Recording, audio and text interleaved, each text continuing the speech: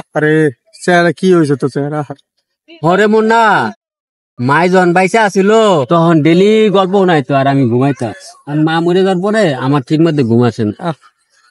এক কাজ কর, তুই আমার একটা গল্প শোনা, আমি একটু ঘুমাই।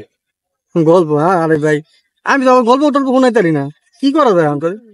এ খারা এ আলামিন না?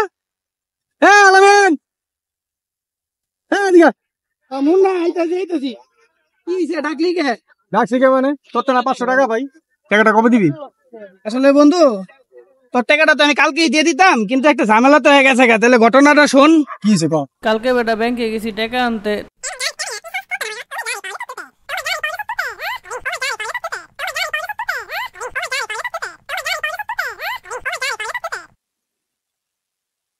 হেই চুপ, আরে যা, টাকা দিয়ে দিব না, খালি গল্প শোনাবো। যা, তোর গল্প লেগে ডাকছিলাম।